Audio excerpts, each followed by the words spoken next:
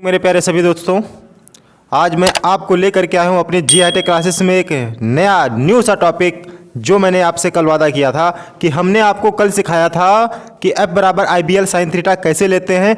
आज उसी का एक अनुप्रयोग हमारे पास में है कि दो समांतर धारावाही चालक तार के बीच चुंबकीय बल। ये हमारा टॉपिक इस साल के लिए वेरी इंपॉर्टेंट है। इस लेसन से दो चीज़ें तुम्हारे पास में बहुत इंपॉर्टेंट है, एक तो साइक्लोट्रॉन हुआ और एक तुम्हारे पास में ये जो आज हम तुमको टॉपिक कराने वाले हैं। तो आप देखिए कैसे इस टॉपिक को हमें करना है, बहुत ही इंपॉर्टेंट टॉपिक है। मैंने लिखा है कि दो समांतर धारावाही चालक तार के बीच चुंबकीय बल।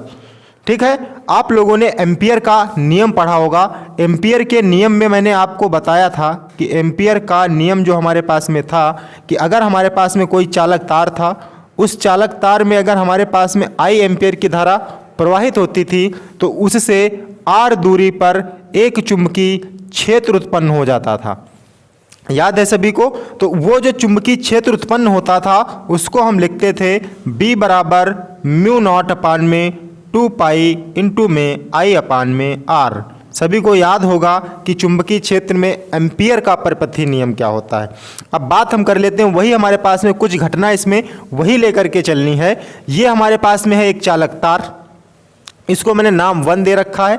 अगर हम इस चालक तार में I एम्पियर की धारा प्रवाहित करते हैं तो इस चालक तार के कारण R दूरी पर एक चुंबकीय क्षेत्र उत्पन्न होगा इधर, मतलब इस चालक तार के कारण, ये हमारे पास में चालक तार था, इसमें I एम्पियर की धारा हम प्रवाहित कर रहे थे, इससे R दूरी पर एक चुंबकीय क्षेत्र उत्पन्न होता था। याद आ गया सभी को एम्पियर का परपथीय नियम? तो वैसे कुछ प्रोसेस यहाँ पे किया गया है कि ये हमारे पास में एक चालक तार है, इसमें I एम्पियर की धारा प्रवाहित कर रहा है, इससे R दूरी पर एक चुंबकीय क्षेत्र है, इसको हम मान लेते हैं B1। I एम्पियर की धारा प्रवाहित कर रहे हैं इस चालक तार में, जिससे R दूरी पर एक चुंबकीय क्षेत्र उत्पन्न हो रहा है। अब बात कर लेते हैं, ये हमारे पास में एक तार है, ये भी तो एक चालक तार है। इस चालक तार में जब हम I एम्पियर की धारा प्रवाहित करेंगे तो इसके कारण एक चुंबकीय क्षेत्र उत्पन्न होगा, उसको नाम हम दे देते हैं B2। अब इस चुंबकीय क्षेत्र में जो हमारे पास में ये चालक तार है, इसमें I एम्पियर की धारा प्रवाहित हो रही है, तो ये वाला चुंबकीय क्षेत्र इस वाले चालक तार पर एक बल आरोपित करेगा। ऐसे ही हम बात कर लेते हैं, जो ये I2 हमारे पास में एक धारा प्रवाहित कर रहे हैं हम चालक 2 पे, इस पर B1 एक चुंबकीय बल आरोपित करेगा। आई बात समझ में? अब ये दोनों हमारे पास में कैसे हैं? समांतर हैं। तो टॉपिक की बात समझ में आ गई कि दो समांतर धारावाही चालक तार के बीच चुंबकीय बल। बात समझ गए होंगे कि दो हमारे पास में समांतर धारावाही चालक तार है, जिसमें हम I एम्पियर की धारा प्रवाहित करते हैं तो उससे R दूरी पर एक चुंबकीय क्षेत्र उत्पन्न हो जाता है। चालक तार 1 के कारण चुंबकीय क्षेत्र B1, चालक तार 2 के कारण चुंबकीय क्षेत्र B2। अब ये B2 इस चालक तार 1 पर बल लगाएगा, अब ये चुंबकीय क्षेत्र चालक तार 2 पर I2 पर ये बल लगाएगा। अब वहाँ से मुझे बल की गणना करनी है। बात समझ में आ गई सभी को? अगर बात सभी को समझ में आ गई है तो बहुत अच्छी बात है कि जब किसी चालक तार में हम धारा प्रवाहित करते हैं, जब किसी चालक तार में हम धारा प्रवाहित करते हैं तो उसके चारों ओर एक चुंबकीय क्षेत्र उत्पन्न हो जाता है। बात कर लेते हैं, मैंने तुमको सिखाया था कि कल ही मैंने तुमको बताया था कि F बराबर IBL sin थीटा। ये कल की क्लास में मैंने आप लोगों को समझाया था, आज इसी पर डिस्कस रहेगा थोड़ा। अच्छा, थोड़ा दिशा के बारे में बात कर लेते हैं। बात की बात रही, पहले हम थोड़ा दिशा के बारे में डिस्कस कर लेते हैं। अब एक चीज़ मुझे ये बताओ कि ये चालक तार 1 हमारे पास में है, इसमें I एम्पियर की धारा ऊपर की ओर बह रही है हमारे पास में, जिधर तुम्हें तीर का निशान दिख रहा है उधर हमारे पास में क्या है? धारा ले रहे हैं हमारे पास में। तो हमेशा मैंने तुमको अंगूठे का नियम सिखाया है कि जिधर धारा बहती है, जिधर धारा हमारे पास में बह रही उधर मुझे क्या कर देना है? अंगूठा कर देना है। और जिस दिशा में चुंबकीय क्षेत्र है उस पर मुझे क्या कर देनी है? उंगलियां फैला देनी है, और हथेली आपको बताएगी चुंबकीय क्षेत्र की दिशा। अब देखो अगर हम इस चालक 1 अगर हम इस चालक 1 की बात कर रहे हैं तो इसमें आई एम्पियर की धारा ऊपर की ओर बह रही, तो आई एम्पियर जिधर धारा बह रही उधर मुझे अंगूठा करना है।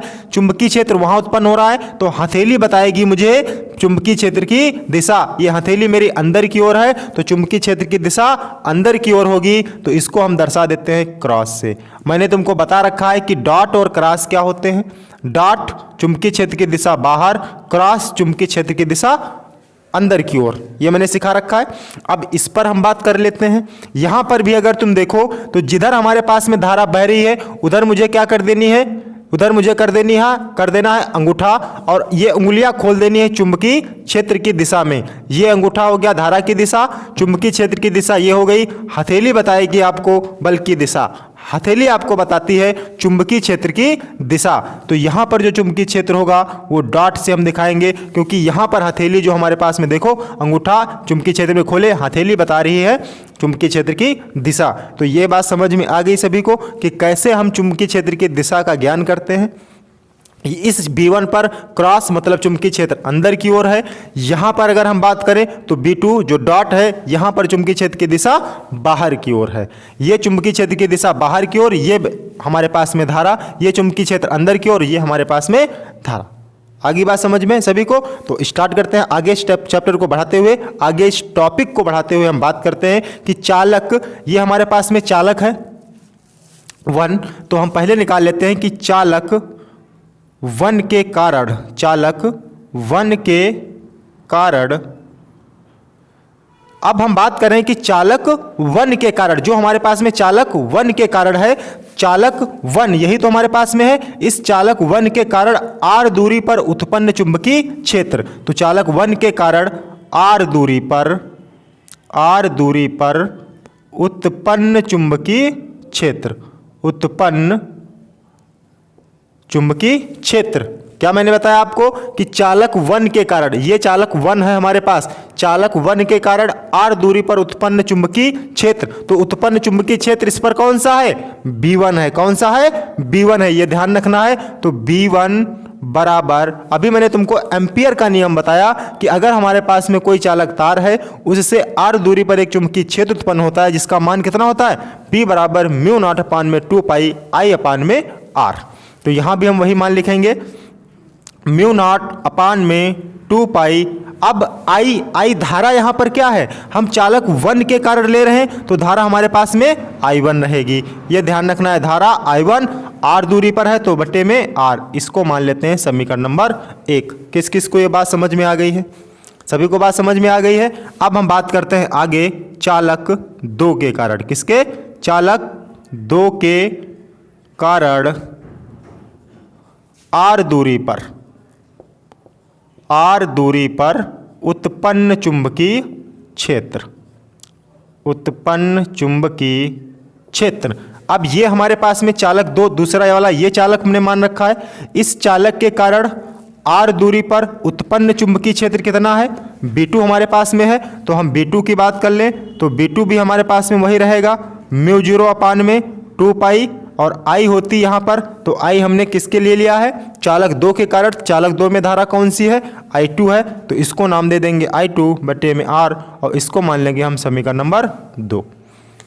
किस किस को ये बात समझ में आ गई है बताइएगा हमें।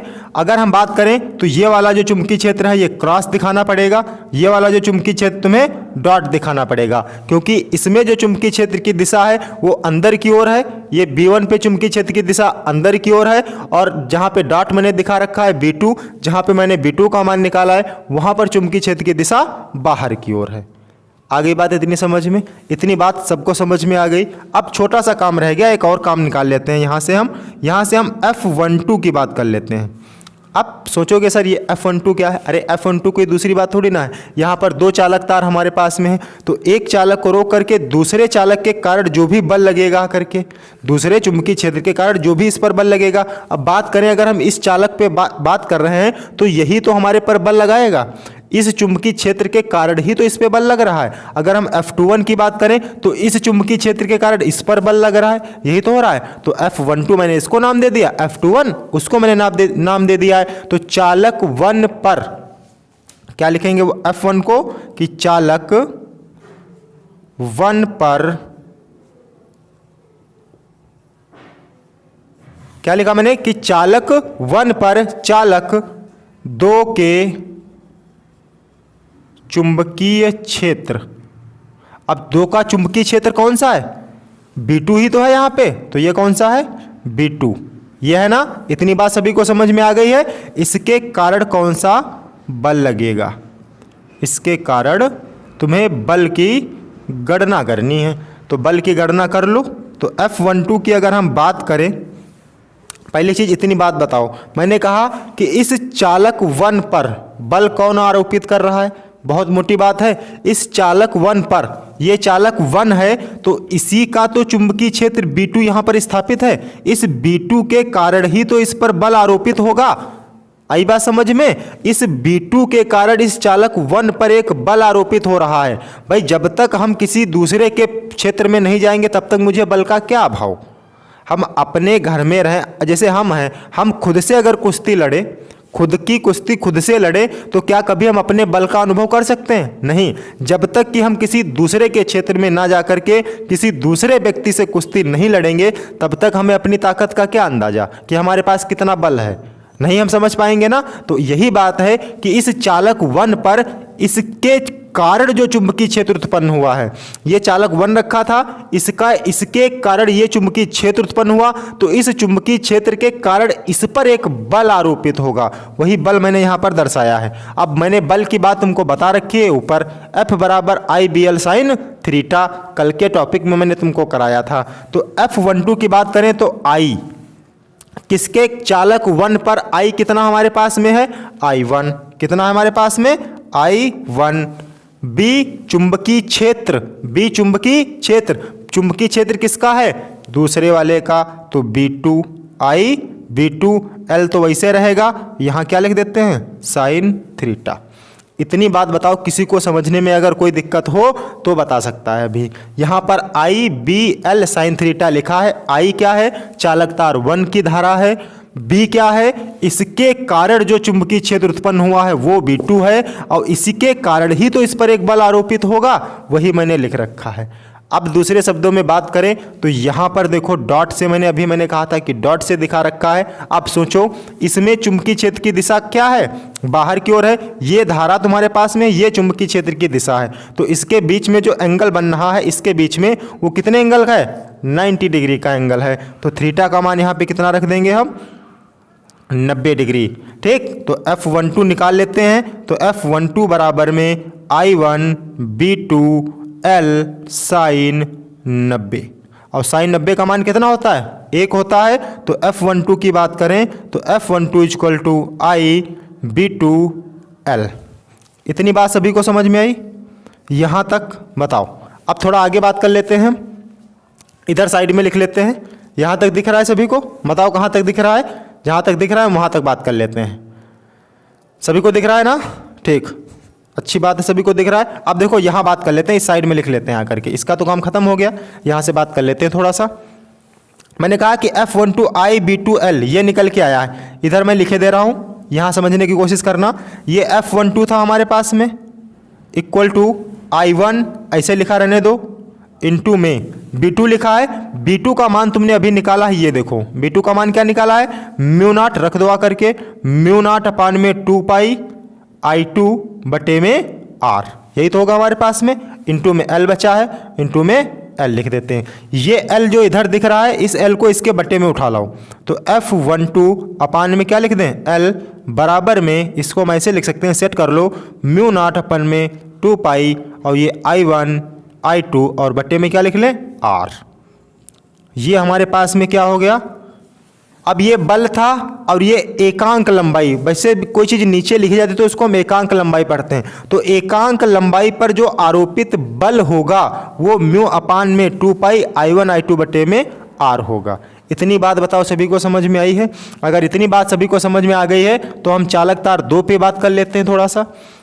अभी तो मैंने F12 निकाला है, F21 निकाल के बात कर लेते हैं। अगर हम F21 बात करें तो F21 क्या हमारे पास में, जैसे यहाँ पर लिखा था कि चालक 1 पर चालक 2 के चुंबकीय क्षेत्र B2 के कारण बल लग रहा था, तो यहाँ पर क्या होगा?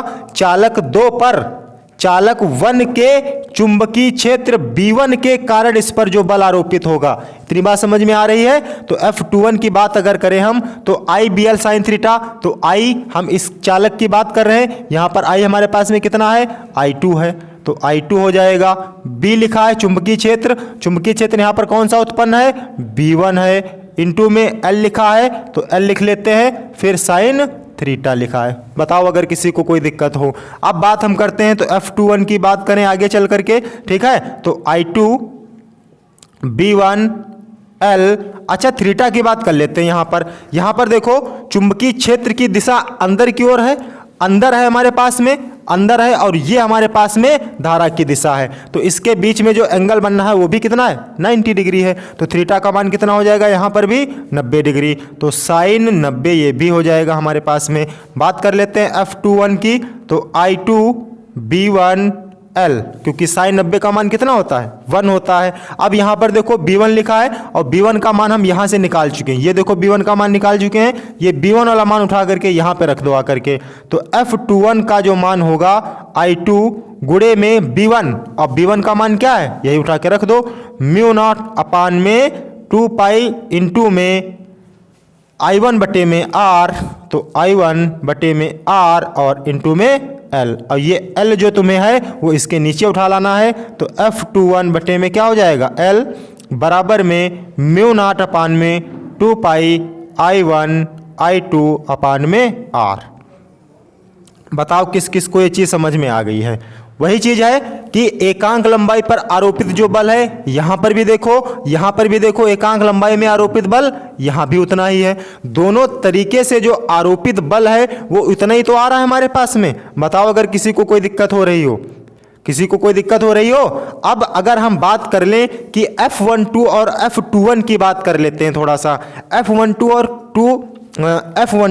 और F21 ये दोनों की बात कर लेते हैं कि आखिर ऐसा इसमें क्या हो रहा है हमारे पास में। तो तुम्हें दिशा निकालने के लिए मैंने एक चीज़ बताई थी कि F बराबर IBL sin थीटा मैंने बताया था। तो L क्रॉस B, ये फार्मूला याद है, वेक्टर रूप में, सदिश रूप में लिखते हैं। यहाँ जो I होती है वो L हो जाती है, I का मान लगभग L के बराबर हो जाता है। तो जिधर हमारे पास में चुंबकीय क्षेत्र, मतलब हमारे पास में जिधर धारा प्रवाहित होती है, धारा कहाँ प्रवाहित हो रही है, ऊपर की तरफ। तो जिधर धारा प्रवाहित होती है उधर क्या कर देते हैं, उंगलियों को कर देते हैं। किसी को कुछ याद है, जिधर धारा प्रवाहित होती है उधर उंगलियां कर देते हैं, जिधर धारा प्रवाहित होगी उधर उंगलियां कर देंगे। अब ध्यान देना, इस पॉइंट पर हम बात कर रहे हैं। तो जिधर धारा प्रवाहित होती है उस साइड में तुम्हें उंगलियां कर देनी है।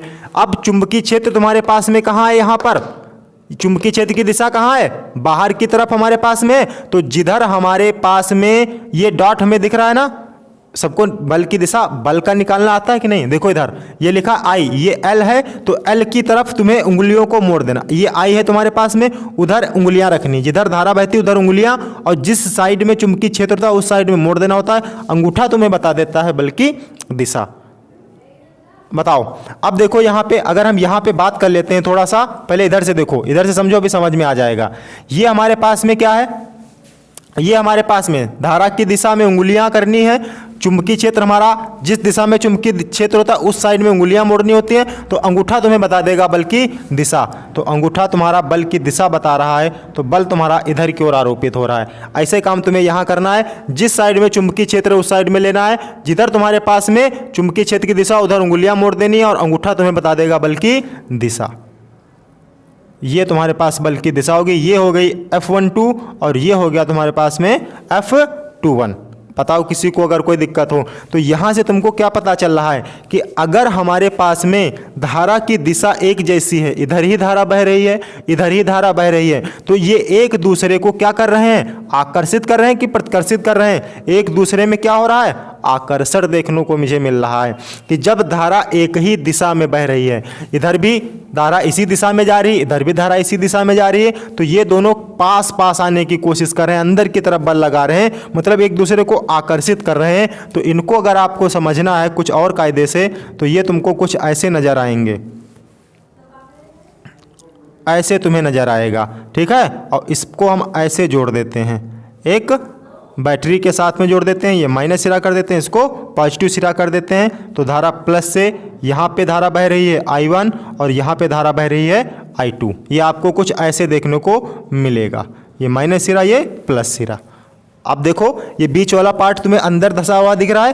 क्यों अंदर धंसा हुआ दिख रहा है? क्योंकि इनमें दोनों में बल अंदर की ओर लग रहा है। तो जब बल अंदर की ओर लगेगा तो ये दोनों पास पास आने की कोशिश करेंगे।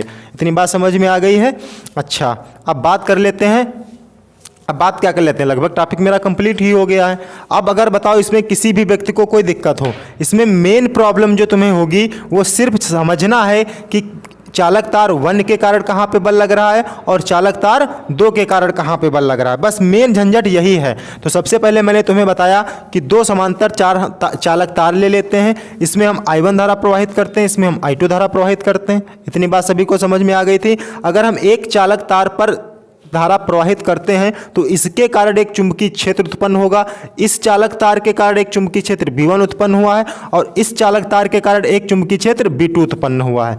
तुम्हें पता है एम्पियर के नियम से कि अगर कोई चालक तार है उसमें हम I एम्पियर की धारा प्रवाहित करते हैं तो उससे R दूरी पर एक चुंबकीय क्षेत्र उत्पन्न होता है जिसका मान μ0/2 पाई इंटू में I/R होता है। तो यही मैंने लिखा है। अब देखो चालक 1 के कारण R दूरी पर उत्पन्न चुंबकीय क्षेत्र, इस चालक तार के कारण R दूरी पर एक चुंबकीय क्षेत्र उत्पन्न होगा। चुंबकीय क्षेत्र कौन सा उत्पन्न हो रहा है? B1। अब ये B1 चुंबकीय क्षेत्र उत्पन्न हुआ है तो यहां से इस B1 का मैंने मान निकाल लिया। उसी प्रकार से इसके कारण यहां पर चुंबकीय क्षेत्र B2 उत्पन्न हुआ है तो B2 का मैंने मान निकाल लिया। अब तुमको पता करना है कि इसके कारण इस पर एक बल आरोपित होगा, ठीक है। तो इसके कारण इस पर एक बल आरोपित होगा तो उसका नाम हम देंगे F12 और इसके कारण इस पर एक बल आरोपित होगा तो इसका नाम हम देंगे F21, ठीक। क्योंकि ये चालक तार था, इसमें I एम्पियर की धारा थी, चुंबकीय क्षेत्र ये यहां पर आया है तो ये इस पर बल का अनुभव करेगा। इतनी बात समझ में आ गई। तो जब इस पर बल का अनुभव करेगा तो वही मैंने मान निकाला है F12 का, मैंने मान रख दिए सारे, ठीक है। उठा करके तुम्हारे पास में ये प्रूफ होकर के आ गया कि एकांक लंबाई पर अगर हमारे पास में कोई भी एकांक लंबाई है और उस पर अगर हम कोई बल आरोपित करते हैं तो इतना मान निकल के आता है। ऐसे काम मैंने यहाँ पर देख लिया, दोनों को मुझे पता था। इसको मैंने क्रॉस बताया, इसको मैंने डॉट बताया। यहाँ पर चुंबकीय क्षेत्र की दिशा अंदर की ओर है, यहाँ चुंबकीय क्षेत्र की दिशा बाहर की ओर है। दोनों एक दूसरे के लंबवत हैं, थीटा का मान 90 डिग्री होगा। मैंने उठा करके पुट कर दिया। दोनों में मैंने तुमको बल निकाला बताया कि एक में दिशा बाहर की ओर है, धारा हमारे पास ऊपर की ओर है। जिधर हमारे पास धारा होती है उधर हम अब क्या कर देते हैं, उंगलियों को कर दे चुंबकीय क्षेत्र की दिशा में घुमाना है। अंगूठा तुमको बता देगा क्या, बल की दिशा बता देगा। वही कंडीशन तुमको यहाँ पर लगानी है, ठीक है। अब दोनों एक दूसरे की तरफ बल लगा रहे हैं तो ये एक दूसरे को प्रतिकर्षित करते हैं तो इसकी कंडीशन कुछ इस टाइप की बन के आती है। और यही थोड़ा सा अपोजिट एक चीज हो जाती है तो उसको कोई समझने की जरूरत नहीं है। ये था तुम्हारे पास में, यही पूछेगा कि 2 समांतर धारावाही चालक तार के बीच चुंबकीय बल की गणना कीजिए, ठीक है। विद्यार्थी जीवन में थोड़ा बहुत संघर्ष तो बनता है, अगर संघर्ष नहीं तो जिंदगी बेकार है, ठीक। संघर्ष जितना हो सके उतना करो, पढ़ाई जितनी हो सके उतना पढ़ो, क्योंकि पढ़ना लिखना ही सब कुछ काम में आएगा। बाकी तो आप लोग सभी जानते हो कि स्कूल के मास्टर कुछ भी नहीं बताते हैं आजकल कि कहाँ पे डाट है, कहाँ पे क्रॉस है, कैसे हम दिशा निकालें, कैसे दिशा का ज्ञान करें, ठीक है। यहाँ तो बहुत सारे आड़ी बाड़ी वाले स्कूल चल रहे हैं, ठीक है। तो यहाँ घबराने वाली कोई बात नहीं है। सभी लोग दिल लगाकर मेहनत से पढ़ाई करो, ठीक है। जितना हो सके उतना मोटिवेट रहो। और अब तो एग्जाम तुम्हारे सर पर है, इसीलिए हम छोटे छोटे टॉपिक जो बहुत ही इंपॉर्टेंट तुम्हारे इस एग्जाम 2023 यूपी बोर्ड के एग्जाम के लिए है, बहुत ही महत्वपूर्ण टॉपिक हैं, वो हम लेकर आपके सामने आ रहे हैं। डेली हम आपको एक टॉपिक 15 से 20 मिनट में कवर कराएंगे। उम्मीद है कि इस बार का रिजल्ट आप लोग सभी लोग बढ़िया देंगे, ठीक। तो बने रहे हमारे GRT क्लासेस पे। अगर आप लोग नए हैं तो प्लीज सब्सक्राइब जरूर कर लीजिएगा और लाइक शेयर और कमेंट करना तो बिल्कुल ना भूलें। जय हिंद, जय भारत मेरे प्यारे साथ।